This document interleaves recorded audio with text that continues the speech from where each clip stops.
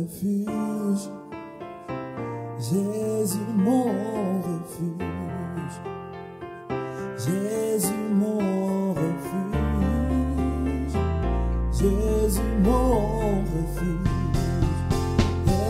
Jésus mon refuge. Jésus mon refuge.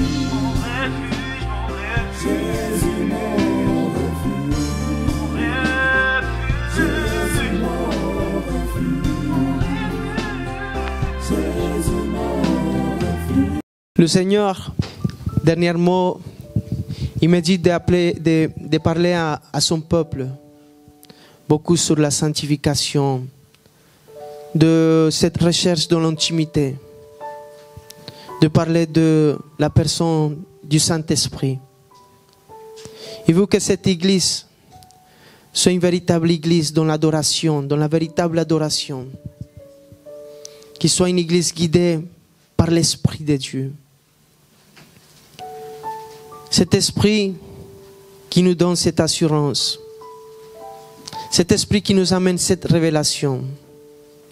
Et je veux que ce soir, tu sors d'aujourd'hui et que tu te dises dans ton cœur, l'Esprit de Dieu il est avec moi tous les jours de ma vie. Je veux désirer l'Esprit de Dieu plus que toute chose. Et le Seigneur, il veut s'aimer ça dans ton cœur ce soir. Que tu désires tellement l'Esprit de Dieu. Que tu le désires tellement. Parce qu'il n'y a que lui qui s'attriste vraiment quand tout va mal dans ta vie. Il n'y a que lui qui sait prier vraiment pour les choses de ta vie. Les hommes de Dieu, ils peuvent prier pour toi. On peut te donner une parole, une prophétie. Mais l'Esprit de Dieu, il sait toutes les choses. L'Esprit de Dieu, il sait vraiment comment prier. Et aujourd'hui, je veux qu'on voit la parole de Dieu, ceux qui ont ramené la Bible. Et on va lire un verset très court. C'est 1 de Thessaloniciens, chapitre 5, verset 19.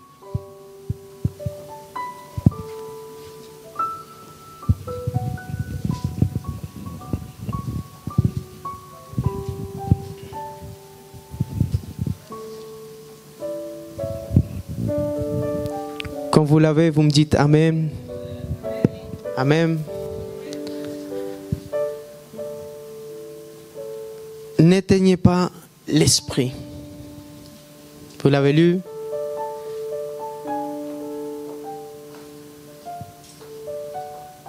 Lisez-le avec moi. N'éteignez pas l'esprit. Alléluia. Alléluia. Ce verset nous dit, tu es responsable. Tu es responsable de ce feu. Tu es responsable de cette amitié. Tu es responsable d'éteindre ou d'allumer l'Esprit de Dieu. Amen. Cette promesse en Matthieu 3,11 qui dit, moi je vous baptise d'eau, dit Jean-Baptiste, pour vous amener à la repentance. Mais celui qui vient après moi est plus puissant que moi, et je ne suis pas digne de porter ses souliers. Lui, il vous baptisera du Saint-Esprit et de feu.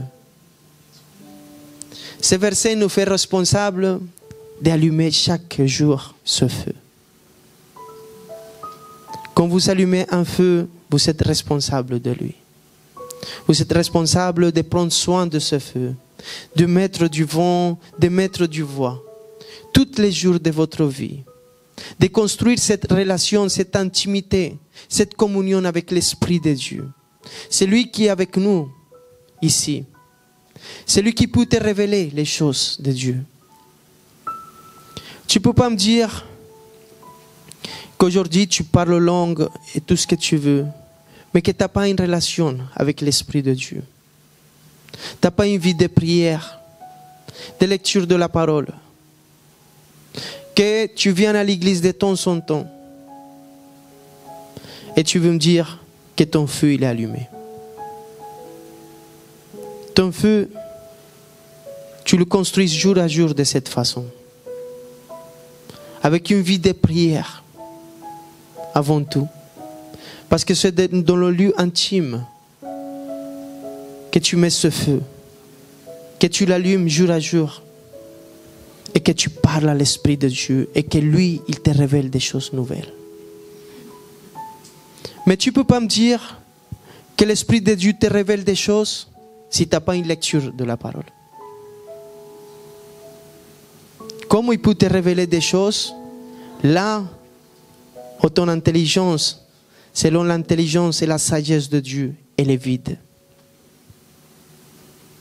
L'Esprit de Dieu, il parle, mais aussi te ramène des choses à mémoire. Il ne peut pas te ramener des choses à mémoire si tu n'as pas une lecture de la parole. Et tout ça, ça se fait que le feu de l'Éternel, que ce feu de l'Esprit Saint ne s'éteigne pas. Amen. On a que 2-3 dit, des langues semblables à langues de feu lui apparurent, séparées les unes des autres, et se posent sur chacun d'eux. Amen. Là, il nous montre que l'Esprit de Dieu, il est montré comme ce feu, le feu de Dieu. Amen. Et ce feu de Dieu, il est comparé comme on met les métaux dans la fournaise et on purifie ces métaux. Ces métaux nobles, comme l'or et beaucoup de métaux, l'argent et tout ça. Et nous, dans les mains du Seigneur, on est ces métaux. On est des métaux. Il va te purifier à travers le Saint-Esprit. Il va te sanctifier à travers le Saint-Esprit, à travers le feu. Et tu vas passer des tribulations, c'est vrai. Et cette tribulation, c'est le feu du Saint-Esprit. Rends gloire à Dieu. Quand tu passes des tribulations. Parce que tu es en train d'être purifié. Parce que c'est par les tribulations que le Seigneur, il est en train de te passer par le feu du Saint-Esprit.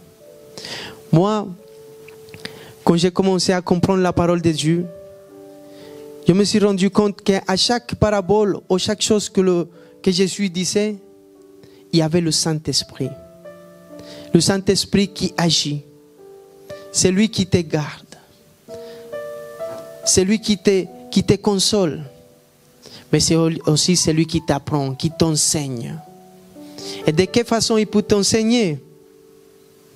Et que tu peux. Je disais il n'y a pas longtemps à quelqu'un, je disais, un âne, aujourd'hui il marche par là, il y a un obstacle, il se tape avec l'obstacle. Le lendemain, l'âne, il va repasser, il ne va pas se taper avec l'obstacle. Il va se mettre à côté, il va marcher à côté. Mais nous les hommes, on passe aujourd'hui, on se tape, on passe demain, on se tape, on passe après-demain et on se tape. Et c'est l'âne qui n'est pas intelligent, selon nous. C'est pour ça qu'on a besoin de l'Esprit de Dieu. Pour qu'on ne refasse pas toujours les mêmes erreurs. Parce que par nous-mêmes, on veut changer. Par nous-mêmes, on veut faire des choses bien, comme disait l'apôtre Paul. Mais on finit encore par tomber. On finit toujours par trébucher. Je disais à quelqu'un que, à cause de ça, il y a beaucoup de chrétiens qui sont frustrés le jour d'aujourd'hui. Ils sont frustrés parce qu'ils viennent à l'église et ils vont donner une apparence de sanctification. Ils vont montrer aux autres qu'ils ne sont pas dans le péché. Mais ils sont frustrés, vous savez pourquoi? Parce qu'eux, ils veulent le faire avec sa force. Et je vais te dire quelque chose ce soir. La transformation d'un homme, c'est comme celui qui était à genoux et le pharisien qui était debout. Le pharisien disait, moi je fais la dîme, je fais ça, je fais ci, je fais ça, je fais ça. J'ai le royaume qui est ouvert. Mais celui qui était justifié, c'était celui qui était à genoux. Qui était en train de dire, Seigneur, je ne suis pas digne, Père éternel. Je suis un pécheur, mais pardonne-moi. Pourquoi? Parce que 80%, je peux dire même 90%, peut-être plus, je ne sais pas, de ta transformation ne dépend pas à ce que tu peux faire avec ta force, mais comment tu pries à genoux. Comment tu demandes au Saint-Esprit qui te transforme, qui renouvelle ton cœur, qui ramène un nouveau cœur de chair. Que ce cœur de pierre, il soit changé. Et c'est pour cela que beaucoup de personnes, ils vont arrêter au fond de lui. Je ne sais pas pourquoi je parle de que quelqu'un veut arrêter. Mais je veux dire à celui-là qui m'entend ce soir ici. Si tu sens que tu as plus de force, si tu te sens frustré aujourd'hui, je veux te dire, Jésus-Christ, il est miséricordieux et il est bon. Ta transformation, la soif d'avoir venu ce soir ici, c'est lui-même qui la donne. Demande à lui, à genoux, et dis-lui, je ne suis pas bon, je suis faible. Mais ce n'est pas avec une armée, ce n'est pas avec l'épée, mais c'est avec l'Esprit de Dieu que tu vas avoir une véritable conversion. Et tu ne vas pas être comme un tombeau blanchi, mais ta transformation, elle viendra de l'intérieur. Là où le Saint-Esprit commencera à travailler, il commencera à faire surface certaines choses qui sont cachées en toi-même, que même toi, tu ne les connaissais pas, que tu es comme ça. Peut-être tu penses, je ne suis pas orgueilleux, ça fait 10 ans que je suis à l'église, c'est bon. Mais il reste de l'orgueil dans ta vie. Et si un frère vient te dire, tu es orgueilleux, tu vas faire quoi? Tu vas te sentir mal et tu vas dire, non, je ne viens plus à l'église. Alors, c'est pour ça que c'est nécessaire que ce soit l'Esprit de Dieu qui te le révèle. Parce que si c'est un frère qui te le dit, si c'est le pasteur, tu vas dire, ah non, il ne me comprend pas dans cette église. Mais l'Esprit de Dieu sait faire les choses bien. Lui, il sait te montrer les choses et te faire mettre à genoux et te repentir et demander pardon. C'est pour ça que toute transformation vient de l'Esprit de Dieu, de l'Esprit Saint de Dieu. C'est lui la clé à toutes choses. C'est pour ça que Jésus-Christ, il a dit, c'est nécessaire que je parte. Mais Jésus ne part pas, reste. Non, c'est nécessaire, je pars. Mais pourquoi tu vas partir?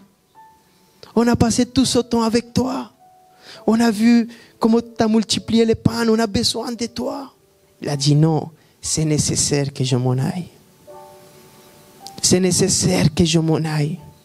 Pour que l'esprit de consolation, l'esprit de vérité,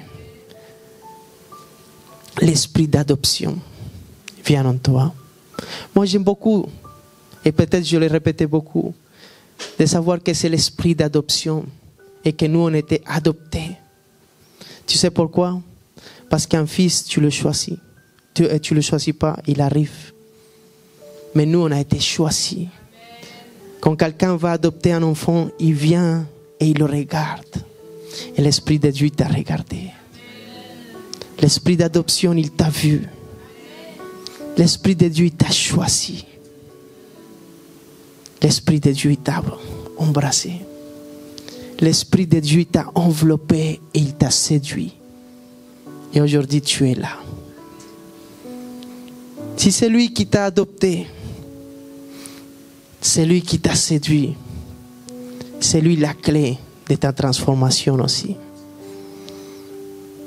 C'est lui le feu que tu dois allumer tous les jours. Que tu ne laisses pas qu'il s'éteint, qui brûle dans ta vie, qui brûle. Et moi aujourd'hui, je veux que tu sors d'ici avec un feu qui brûle au fond de toi, dans tes os, dans tout ton corps. Que même si dans ton esprit te traverse d'abandonner certaines choses de Dieu, cet feu ne te laisse pas partir. Vous savez pourquoi? Parce qu'en Jérémie 29, il le dit. Ceux qui sont la Bible ici. Vous avez ramené la Bible ce soir? Mais on a là Jérémie 20.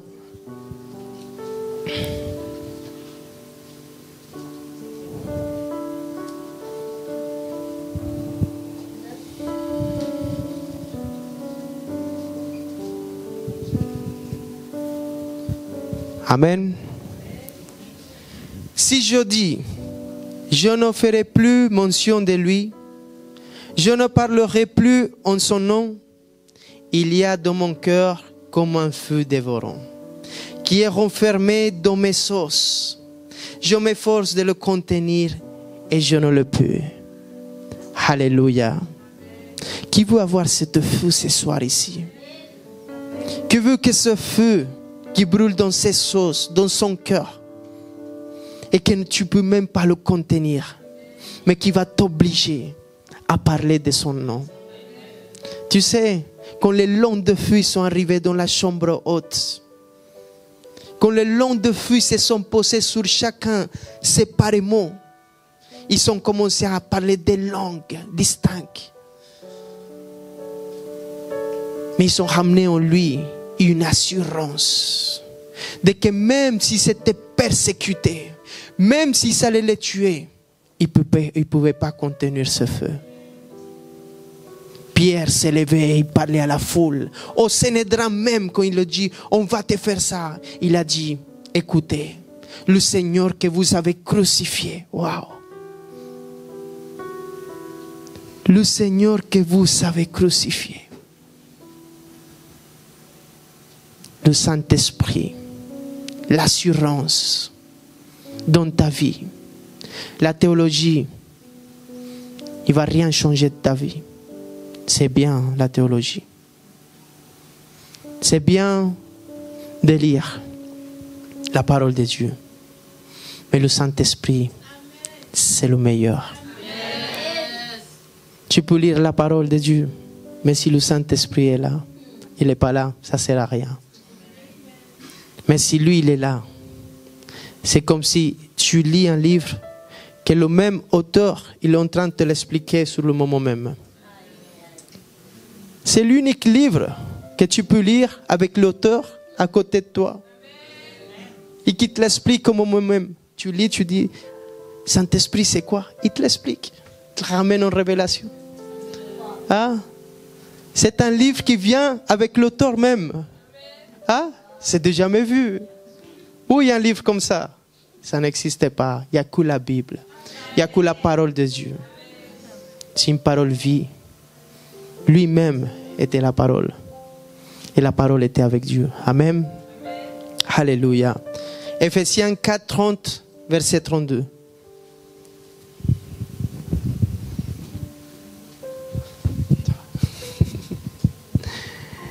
Amen.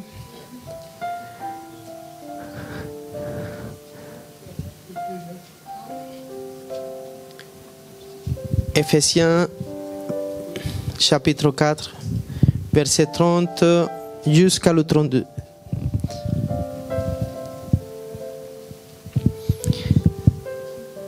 N'attristez pas le Saint-Esprit de Dieu, par lequel vous avez été scellés pour le jour de la rédemption.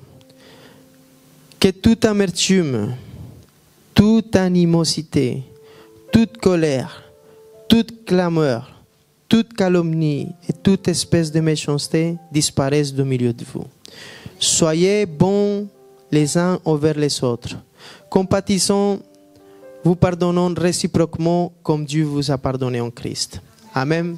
Moi j'aime beaucoup ce verset parce que à la fin de ce verset il dit pas et vous serez, je sais pas, le bishop, le prophète. Non, il dit pardonnez-vous les uns envers les autres. Amen.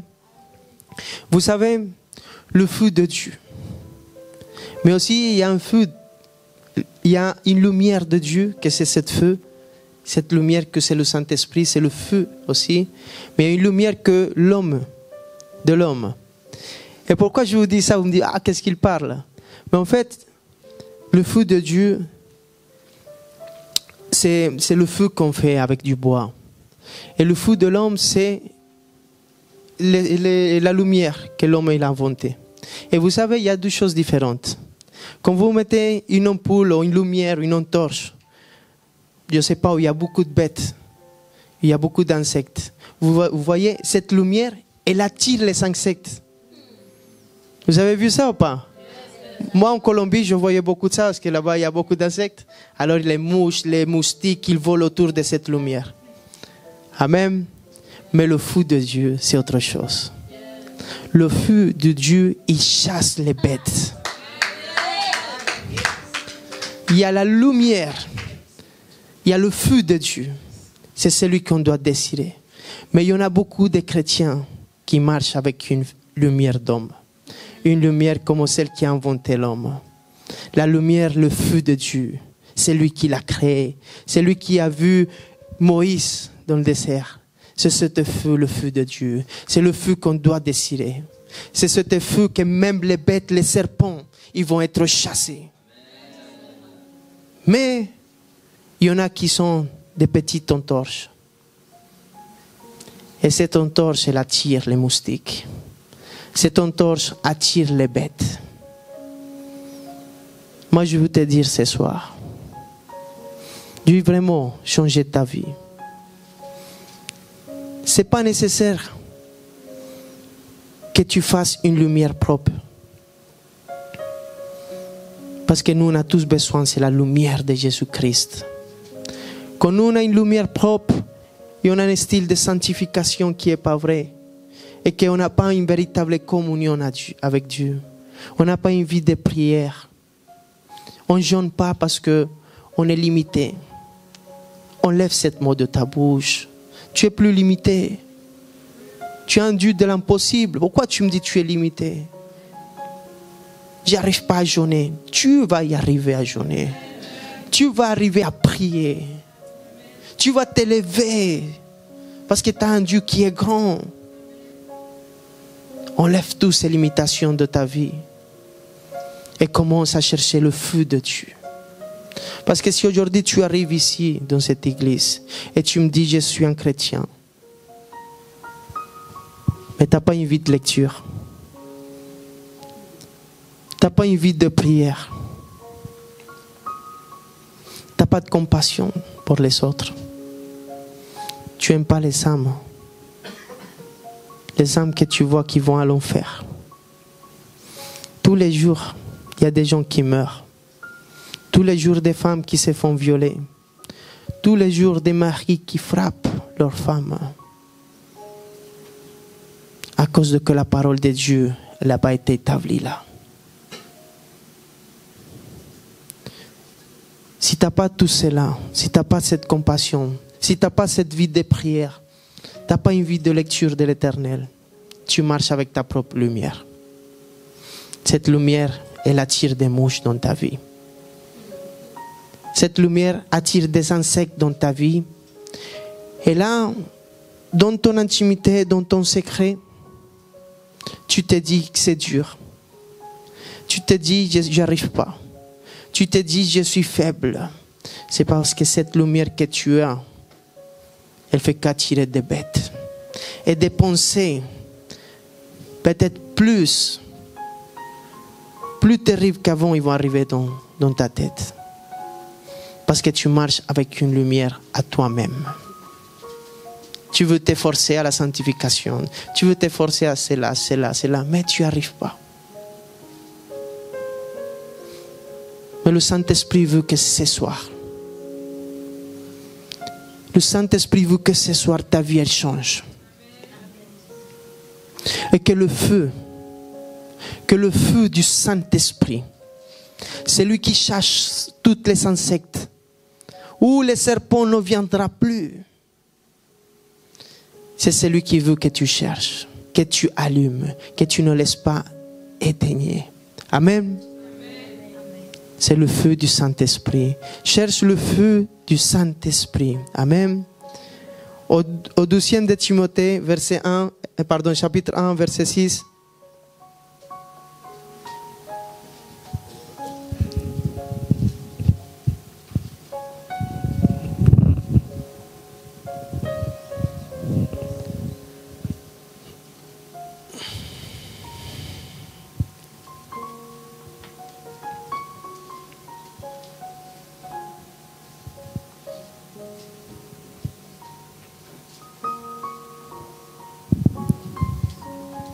C'est pourquoi je t'exhorte à ranimer le don de Dieu que tu as reçu par les impositions de mes mains. Car ce n'est pas un esprit de timidité que Dieu nous a donné, mais un esprit de force, d'amour et de sagesse. Alléluia. Tu sais, réanime cette communion avec le Saint-Esprit tous les jours de ta vie. Ne laisse pas qu'un jour de ta vie, elle passe, sans que tu vas et tu mets du feu. Que tu fasses brûler ce feu dans ta maison, dans ta vie. Et tu vas voir que ta vie, elle va changer automatiquement. Tu ne vas plus me dire, écoute, j'y arrive pas. Tu vas y arriver. Tu sais, on permet beaucoup de choses dans notre vie chrétienne. Et peut-être, tu es un Nazaréen, on dit, un Nazaréen, quelqu'un qui a été fait pour Dieu, comme Samson. Mais lui, on dit la parole de Dieu qu'il avait 7 tresses. Et celui qui était Nazaréen, il fallait qu'il fasse des votes selon le livre, selon la parole de Dieu. Il ne pouvait pas qu'il touche des choses qui étaient mortes. Il ne pouvait pas boire du vin. Il ne pouvait pas faire quelque chose. Tu sais, mais lui, il le faisait. Mais tu sais ce qu'il croyait? Il croyait que rien ne s'est passé. Parce qu'à chaque fois qu'il faisait une chose comme ça, il continuait avec sa force. Il continuait à tuer des gens. L'Esprit de Dieu venait encore en lui. Mais je vais te dire, 7, c'est le numéro de Dieu. Les cheveux, c'est ce que tu as dans ta tête. Là où Dieu il a posé en toi. Mais à chaque fois que tu fais un péché et que tu ne cherches pas la sanctification, tu perds une tresse. À chaque fois qu'il a bu du vin, il perdait une tresse. À chaque fois, il perdait 2, 3. Jusqu'à qu'un jour, il parlait avec cette femme. Tu sais, toute la conversation qu'il a eue avec Dalila, c'est une conversation où il n'exaltait pas le Seigneur, où il ne glorifiait pas Dieu. Et là où tu te rends compte quand les gens, ils ne sont plus en train de chercher cette sanctification, ils ne sont plus en train d'avoir une vie de prière, parce que leurs conversations qui sont avec les gens, ils ne ramènent pas l'exaltation de le nom de Jésus-Christ. Toute cette conversation où il pouvait lui dire, moi Hachem, il m'a donné cette force. Il ne fallait même pas qu'il lui révèle le secret, juste de lever le nom de Yeshua. Tu sais, là où ils sont dormis, ils l'ont coupé, ses cheveux, mais il les avait déjà perdus. Tu sais, à chaque fois que tu pêches, tout ce que Dieu il a posé en toi, il commence à tomber. Cette communion avec l'Esprit, tu commences à la perdre petit à petit. Jusqu'à que ce jour, il s'est levé. Et il a dit, Dieu, il n'était pas avec lui. Le Saint-Esprit de Dieu, il n'était plus avec lui. Peut-être aujourd'hui, tu te dis, ouais, j'ai le don de ça, de cela, de cela. Et tu pêches quand même et tu dis, mais le don, il est toujours là, c'est pas grave. Dieu, je vais te dire quelque chose. Esprit Saint. Esprit Saint. L'Esprit Saint. Il veut une sanctification. L'Esprit Saint. Il veut ta sanctification. Il veut que tu cherches la sanctification. À chaque fois que tu te dis, c'est pas grave, tu es en train de perdre des cheveux de ta tête. Tu sais, ils l'ont crevé les yeux, Samson. Il a perdu sa vision, il a tout perdu. Mais, moi en réfléchissant, parce que là les Philistins, ils l'ont ramené, ils l'ont enchaîné. Ils ne voyaient plus rien. Tu sais, la première chose que tu vas perdre, c'est l'oreille. Et tu ne vas plus entendre la parole de Dieu. Et c'est pour ça qu'il ne parlait plus du Seigneur. Il ne parlait plus des projets, de ce que Dieu voulait faire pour sa vie. Mais après, tu vas perdre aussi ta vision. Tu vas perdre tes yeux. Et tu ne vas plus rien voir. Mais je veux te dire quelque chose. Tu sais, c'était nécessaire. C'était nécessaire pour Samson. Et moi, je ne veux pas que ça soit nécessaire pour ta vie. C'était nécessaire pour lui. Quand ils ont coupé ses cheveux, cet homme, il a perdu l'orgueil aussi. Tu sais, là où il a été. Parce que quelqu'un, quand il y a beaucoup de force, beaucoup de dons, beaucoup de talents, il peut tomber dans l'orgueil. Et c'est dire, moi, je suis le fort, moi, ça. Moi, je te donne cette parole, moi. Mais ce n'est pas toi, c'est Dieu. C'est le Saint-Esprit de Dieu. C'est le Saint-Esprit de Dieu. Mais c'était nécessaire, parce que Samson, là où il a pris les Philistins, là où il est resté dans un coin, dans le silence, éloigné des choses du monde, parce que lui, avec ses yeux, il voyait beaucoup de choses à désirer. Il désirait beaucoup les choses du monde. Il désirait les choses du monde. Et c'est pour ça qu'il faisait ça, ça. Mais c'est nécessaire à un moment donné dans ta vie que tu sois aveuglé pour les choses du monde. Parce que quand la gloire de l'Éternel il t'enveloppe, tu es comme Adam et Ève quand ils n'avaient pas péché. Et la parole de Dieu dit que quand ils ont péché, ses yeux ils sont ouverts. C'est nécessaire qu'on soit aveuglé par la Shekinah gloire de l'Éternel, par la présence de Dieu. Quand tu es aveuglé par la présence de Dieu, à force de cette communion avec l'Esprit de Dieu, quand il ramène cette sanctification dans ta vie, tu es aveuglé. L'apôtre Paul, il a perdu sa vue. Il faut que tu sois aveuglé. Quand tu vois le bris, la lumière de Jésus-Christ, tu vas être aveuglé aux choses du monde. Parce que tu vas t'intéresser qu'à cette présence. Quand Moïse il a descendu, le peuple d'Israël ne pouvait pas regarder en face Moïse à cause de la lumière qu'il y avait dans son visage. C'est nécessaire que tu sois aveuglé et que tu sois enveloppé dans la gloire de l'Éternel. Mais tu vas trouver seulement ça dans la communion avec l'Esprit de Dieu. Parce qu'aujourd'hui tu me dis c'est difficile parce que tu as les yeux ouverts aux choses du monde, à ta nudité. Comme Adam et Ève ils ont vu sa nudité, son péché. Mais la sanctification de Dieu ramène un aveuglement dans ta vie. Un aveuglement à les choses du monde. Mais le feu de Dieu, il ramène une lumière dans la chose des royaumes des cieux. Amen. Deux lumières distinctes. Mais c'est la lumière de Dieu qui va t'amener dans le véritable chemin que c'est Jésus-Christ. Gloire à Dieu. N'oublie jamais, si tu veux avoir une véritable communion avec l'Esprit de Dieu, qu'il est saint. Qu'il est saint et qu'il veut ta sanctification. La gloire de l'Éternel va t'aveugler. Et tu n'auras plus du mal à te sanctifier. Parce que tu ne seras pas en train de regarder les choses du monde. Ah, ça c'est bon, ça c'est bon. Oh, qu'est-ce que j'aime ça. Oh, cette lutte, cette bataille que tu as jour à jour. Et que tu te dis, mais il faut que je regarde ça.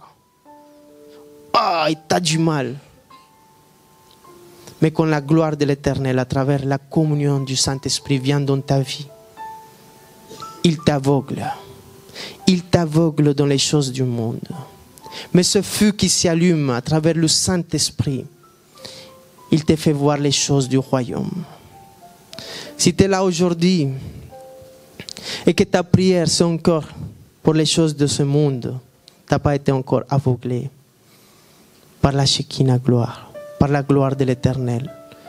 Quand tu commences à demander selon les choses du royaume et que tu demandes les choses incorruptibles, les choses que c'est pour l'éternité dans ta prière. Parce que Dieu l'a dit, Jésus-Christ l'a dit, cherche d'abord le royaume de Dieu et sa justice. Parce que les autres choses, il viendra tout seul. Parce que lui, il sait de quoi tu as besoin. Alors quand tu es aveuglé à les choses du monde, tu les auras. L'argent viendra, la bénédiction de Dieu viendra. Mais pas parce que c'est ton désir. Ton désir, ça va être la compassion pour les âmes. Ça va être les choses du royaume, la paix, l'amour. Et toutes ces richesses-là qui seront pour l'éternité. Personne ne pourra te les enlever. La sanctification de Dieu, tu vas la désirer avant toute chose.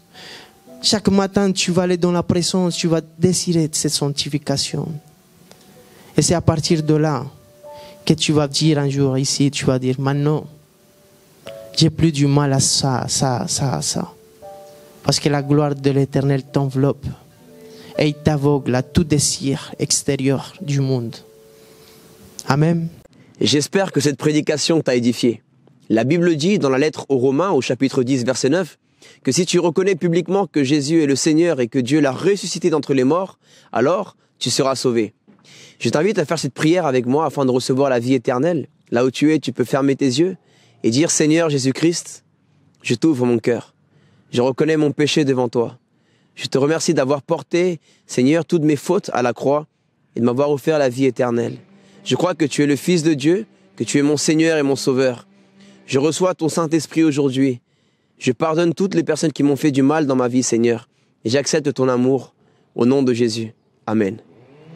Je peux également venir le lundi et jeudi à 19h à notre église Jésus mon refuge ou bien les cultes au samedi à 18h à Paris, 76 rue Pierre Soulier, 75 020 métro Porte des Lilas. Que Dieu te bénisse.